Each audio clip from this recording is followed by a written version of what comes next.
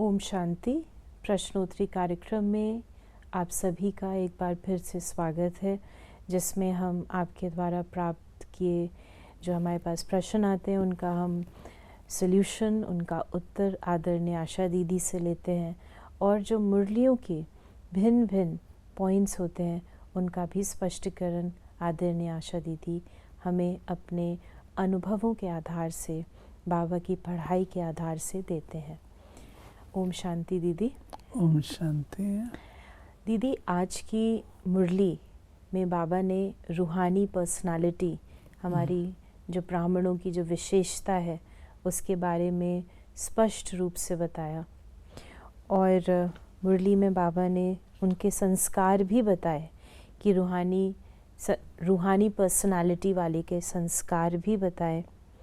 रूहानी पर्सनालिटी वाला सर्व प्राप्तियों से संपन्न है, स्वभाव में भी संपन्न, संस्कार में भी संपन्न और संबंध संपर्क में भी संपन्न, भरपूर। तो अगर हम इसको ऊपरी, जैसे बाबा ने कहा, किसी बात में आँख नहीं जाएगी, दूसरे की प्राप्ति में आँख नहीं जाएगी, क्योंकि हर चीज़ में संपन्नता है। हम अगर ज्ञान के आधार से समझते हैं, संस्कार में संपन्नता, संबंध संपर्क में संपन्नता बाबा से होगी, स्वभाव और संस्कार में संपन्नता क्या होगी? एक्चुअली इसको हमको अप्रोप्रिएट कॉन्टेक्स्ट में समझना चाहिए। स्वभाव में संपन्नता उसको कहते हैं जहाँ पर आपका जो भाव है वो एक्यूरेट आप आर्टिकुलेट कर सकें। जैसे अगर आप एग्जाम्पल दें। आपने किसी के प्रति शुभ भाव रखा है, कभी कभी मिसअंडरस्टैंडिंग हो जाती है तो लोग कहते हैं आपने ऐसा किया, लेकिन आपका भाव तो शुभ होता है। नहीं, कहीं पर कुछ कमी रह जाती होगी जो व्यक्ति मिसअंडरस्टैंड कर लेता है। इसलिए बाबा कहता है स्वभाव में संपन्नता, अर्थात आप जो कहना चाहते हैं, जो भावना रखते हैं, जो भाव आपका है, वो आप उसको एक्यूरेटली आगे पास ऑन कर सकें। आपकी बात को मिसअंडरस्टैंड ना किया जाए। उदाहरण के रूप से मेरे साथ बीती हुई बात एक बताऊंगी कि जब मैं वारसी में आई तो मैंने बड़े शुभ भाव से, बहुत ही शुभ भाव से सबकी हेल्थ चेकअप कराया, सबकी सीडीज बनवाए, खर्चा भी हुआ। मेरी भावना ये थी कि जो मेरी टीम है, जो मेरे साथी हैं, भाई बहन हैं, उनका स्वास्थ्य अच्छा रहे, उनका स्वास्थ्य मेंटेन किया जाए, हेल्थ रिकॉर्ड रखा जाए। लेकिन मेरी इतनी अच्छी शुभ भावना को टोटली मिसअंडरस्टैंड किया गया, और लोगों ने ये सोचा कि आशा बहन इसलिए करवा रही है ताकि जिनका स्वास्थ्य ठीक नहीं है उसको घर भेजा जाए, घर भेज दे। मैं तो दूर दूर तक ये बात नहीं सोच सकती थी। मेरी थिंकिंग ये दूसरी है। मुझे दुख तो बहुत हुआ, लेकिन जब ये बात आज बाबा ने कही है तो अभी बोलते बोलते मुझे ख्याल आ रहा है ये क्यों मिसअंडरस्टैंड की गई। कुछ संपन्नता में कमी रही होगी। वो कमी मैं समझती हूँ शायद मेरा स्ट्रिक्टनेस वाला रूपरेखा मेरी दिखाई देती थी, बहुत स्ट्रिक्ट, इसलिए शायद लोगों ने ऐसा समझ लिया। तो हमको अपने स्वभाव में, अपने पर्सनालिटी में वो स्वरूप भी रखना है जो हम कहना चाहें वो आगे पास ऑन एक्यूरेटली हो जाए। दीदी, आपने अपना पर्सनल लाइफ का अनुभव सभी के साथ, ये मेरे लिए बहुत बड़ा एग्जाम्पल है, बहुत बड़ा एग्जाम्पल है। औरों की लाइफ से तो क्या होगा ये मेरी अपनी लाइफ से बहुत बड़ा एग्जाम्पल है। बाबा ने मुझे अनुभवी बनाया। It can be this way also. Which means कि अगर हमारे अंदर शुभ भावना है, कोई बहुत अच्छा काम हम कर रहे हैं, बहुत अच्छे दिल से कर रहे हैं, लेकिन हमारी जो पुरानी पर्सनालिटी है वो भी सेवा के लिए होती है, अगर वो पूरी तरह से संपन्न नहीं है तो ही मिसअंडरस्टैंडिंग चेंज लाना चाहिए। जैसे कहते हैं ना, you do justice but it should also appear to the people that you have done justice. आप कभी जस्टिस तो कर देते हैं, लेकिन आपके बोल में या उसमें कुछ ऐसे शब्द आ जाते हैं, कोई आपकी रूपरेखा में, हाव भाव में कुछ ऐसा आ जाता है that is misunderstood. So which means that it is not, we shouldn't be content with merely that I had the good feelings, I had the good intentions, No, but वो प्रतीक दूसरों को वो दिखनी भी चाहिए। दिखने भी चाहिए। कई बार हम अपने में संतुष्ट जाते हैं that I have done my part, लेकिन वो कम्युनिकेशन, कई बार क्या हम सदा ही हम ऐसा करते हैं, well I have done my work, मैंने ऐसा कर लिया। अब जैसे मैं ये कह रही हूँ मैंने ऐसा कर, तो मेरे अंदर के अहम तो दिख रहा है ना। Well I had very good intention, now it's up to them to see. तो अंदर तो मेरे अहम है, बोल में अहम नजर आ रहा है। बट इज इट अहम? इट इज अहम, इट इज ईगो। क्या मैंने तो अपना कर लिया। कई बार ऐसे ही होता है बड़े संगठन में, हम कहते हैं हमने तो कर दिया, अब कोई देखे ना देखे, समझे ना समझे, तो इसे आप अहम कहेंगे? बिल्कुल अहम। लेकिन कई बार ऐसा भी कहा जाता है भी जो कहते हो उसे गुप्त ही रखो, बार बार उसका वर्णन नहीं करो, you know, let it be, let be patient and साक्षी हो जाओ। देखिए वो अलग चीज़ है, आप जो कह रही हैं वो भावना वाली बात अलग है, तो वो आपको कहना भी पड़ता है। शुभ भाव मतलब आप उसको कर रहे हैं तो इट शुड बी सीन। लेकिन दीदी जो real, I mean just a question, आप कुछ अच्छा कर रहे हैं, कुछ करते हैं, बट व्हाट बाबा सेज और स्पिरिचुअल एस्पेक्ट से देखें, वो फिर कुछ ऐसे केस होते हैं जहाँ आपको साइलेंट रहना पड़ता है, क्योंकि सब बीज अचानक नहीं जर्मिनेट होते, थोड़ा टाइम लेते हैं, तो हमको फिर पेशेंस रखनी पड़ती है। मतलब हमारा इससे लेसन है आप कि हमारी जो भावना, जो स्वभाव की बाबा ने बात की, उसमें संपन्नता अर्थात अगर 100% होगी, कहीं भी थोड़ा भी अहम अंश मात्र भी नहीं होगा, ये कहना भी कि हम सब शुद्ध कर रहे हैं, अच्छा कर रहे हैं, कोई समझे ना समझे, ये भी एक प्रकार का सूक्ष्म अहम है। अगर वो भी नहीं रहेगा तो ही हमारे पूरे भाव एक्यूरेटली दूसरों तक पहुँचेंगे। तो यानी जब हम कहते हैं मिसअंडरस्टैंडिंग, यानी हमारे अंदर ही कोई ना कोई कमज़ोरी है, कमी है, जो मिसअंडरस्टैंडिंग का कारण बनती है। हम दूसरों की मिसअंडरस्टैंडिंग देखते हैं, उसको मिसअंडरस्टैंड हो, आपका मिस प्रेजेंटेशन भी तो हुआ। करेक्ट, राइट, आप यू एब्सोल्युटली राइट। तो इस पे हमें गौर देना है।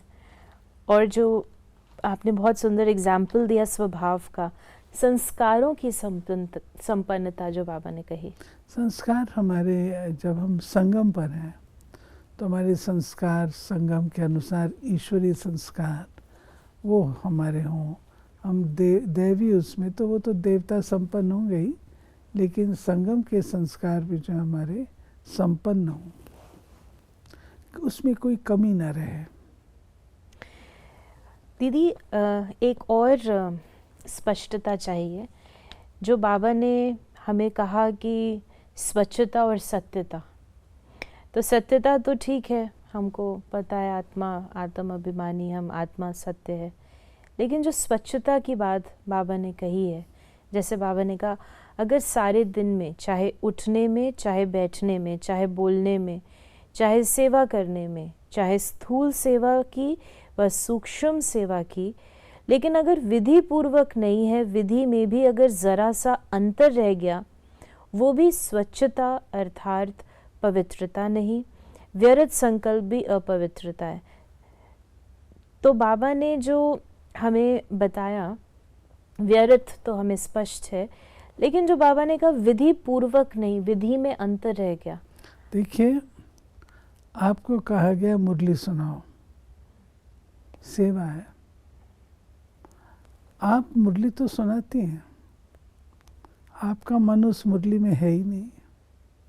सुनाते टाइम भी नहीं है।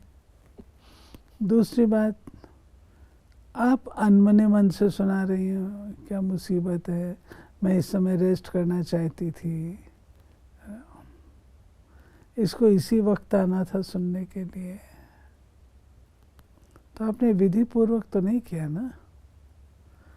आपको बर्तन साफ करने हैं, आपने बर्तन साफ ऐसे ही पानी से धो करके रख दिए, विधि पूर्वक तो नहीं किया ना। आप किसी बड़े का सम्मान भी कर रहे हो, रिगार्ड भी, ये बड़ा है आपसे, लेकिन हु बॉदर्स, पास से आपके गुजर गए, आप खड़े नहीं होते हो, तो आपने सम्मान विधि पूर्वक तो नहीं दिया। तो विधि का होना भी जरूरी है। दीदी, ये जो आपने हमें बताया कि विधि उसकी पूरी करी जाए तो स्वच्छता कहेंगे, जितनी विधि पता है उस अनुसार व्यक्ति कर रहा है, मे भी उसको वो पूरी विधि ही ना पता हो, तो उसको नहीं, बाबा जब ये विधि कह रहे हैं तो एक बहुत बड़ी चीज़ की नहीं कह रहे हैं, कॉमन रीत से कह रहे हैं। आज मेरी पहरे की ड्यूटी है, सिक्योरिटी, और मैं सो जाती हूँ, वो तो अलवेलापन है। इसको हम ये कह सकते हैं कि 100% न देना। कैन वी से कि हम जब अपना 100% नहीं देते, 100% क्या, 10% पे नहीं है। आपकी ड्यूटी सिक्योरिटी की और आप सो रहे हैं। करेक्ट। तो इस प्रकार आपने हमें एग्जैक्टली बताया प्योरिटी की जो पर्सनालिटी है, क्योंकि दादी जी का भी मंथ है, आदरणीय दादी जी का भी स्टैम्प रिलीज़ होने वाला है 25 को। दादी जी की विशेषता पवित्रता है, और हमने ये सुना है कि दादी जी was a very pure soul. तो आप दादी जी के बारे में, दादी जी की रूहानी प्योरिटी की पर्सनालिटी जो आपने अनुभव करी, उसके अगर कुछ आप अपने जीवन से अनुभव बताएं। दादी का जो ये था, उसकी ब्यूटी ये थी, सारी संस्था संभालती थी, परंतु दादी के आगे कोई आकर के अनाप शनाप भी बोलते थे, क्योंकि फैसले होते हैं तो उसमें कोई तो प्लस वाला होता है, कोई माइनस वाला भी होता है, तो जो माइनस वाला होता है वो बिगड़ता है, तो दादी को भी बोलते थे, लेकिन दादी मन में नहीं रखते थे। दादी सो प्योर थी, उसकी वो भूल, उसकी वो गलती मन में नहीं रखती थी। वो व्यक्ति दादी से नेक्स्ट टाइम मिलता था तो उसको महसूस भी नहीं होता था कि मैंने ऐसा बोला था दादी को।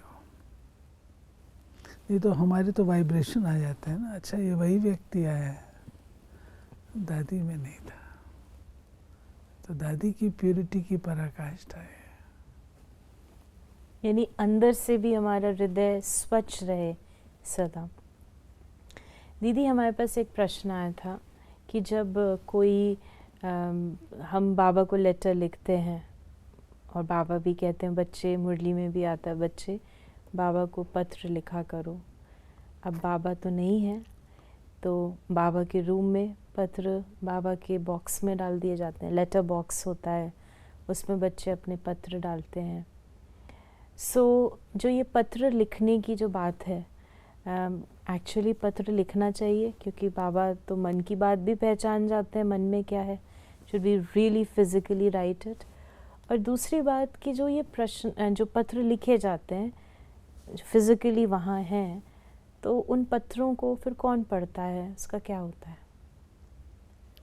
देखिए, जब तो दादियाँ थीं तब वो पत्र दादियों के पास जाते थे। दादी गुलजार जो बाबा के पास ले आती थी, दादी प्रकाश मणि उनके पास। किसी की जीवन कहानी, किसी की भूलों को पढ़ने में भी ताकत चाहिए। आप उससे प्रभावित हो सकते हैं। इसलिए हम लोगों को सिखाया जाता था कभी किसी की जीवन कहानी मत सुनो। मैच्योरिटी और शक्ति नहीं होती है। आजकल वो पत्र जला देते हैं।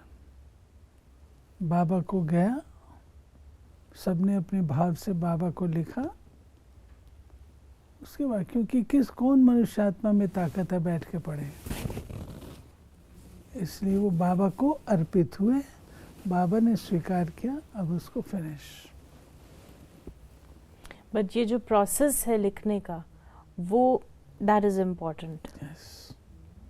तो अभी वो जैसे आपने स्पष्ट किया कि अब हम उस प्रकार से कोई बैठ के नहीं पढ़ता, नहीं तो उसके अंदर वो भाव आ जाता है। सिर्फ लिखो, बाबा स्वीकार करे, बाबा को स्वीकार कराओ, अपना योग करो। आप इसे थोड़ा सा और आपने पत्र लिखा, लिखने के बाद लेटर बॉक्स में डाल दिया, नहीं, बाबा के आगे रखो, योग करो, अनुभव करो कि बाबा इसको स्वीकार कर रहा है, तब लेटर बॉक्स में डालो। यानी जो इसमें भी जो अभी बाबा ने विधि बताई है, तो पूरी विधि से वो हम दिल से, स्वच्छता से, दिल की गहराई से वो पत्र लिख भी रहे हैं और बाबा को भी हम वो दे रहे हैं। इस प्रकार से वो पत्र स्वीकार होगा। And before we close this short Q&A, आपके जो हम जीवन देखते हैं जिसमें अथकपन भी है और हर प्रकार से, मैं भी दादियाँ तो हमारी आदरणीय दादी जी हैं, लेकिन आप सब जो जिसको बाबा कहता है जो यज्ञ रक्षक हैं, महारथी हैं, वो सेवाएं कर रहे हैं। हम देखते हैं शरीर का भी आप भान नहीं रखते। तो ये जो बाबा की भी जो मुरली है और जो हमारे आदरणीय दादी जी का भी जो आपको साथ मिला है, तो वो किस बात की आप धारणा रखते हैं जो आप निरंतर अथक चलते रहते हैं और हम सब भी उसी अनुसार चलते रहें? वो प्रेरणा अगर आप आज हम सबको दें। देखिए, हम बाबा को देखते हैं, दादियों को देखते हैं, अपने बड़ों को देखते हैं, सब अथक है। तो अथक कैसे बनते हैं? What's the root? निमित्त भाव से सेवा करना और एक शौक होना चाहिए कि मुझे अपने टाइम को सफल करना है, पल पल सफल करना है। थैंक यू सो मच दीदी, आपने अपने जीवन की हमें धारणा भी बताई और जीवन के अनुभव भी बताए कि किस आधार से हमें अपने को अब संपन्नता की ओर लेके जाना है, स्वच्छता की ओर लेके जाना है, सत्यता की ओर लेके जाना है, और रूहानी पर्सनालिटी वो फिर हम सभी ब्राह्मण बच्चों के जीवन से नज़र आए। तो थैंक यू सो मच। और अगर आपके मन में कोई भी प्रश्न आता है तो आप उसे मैसेज कर सकते हैं 8826599309 पर। ओम शांति।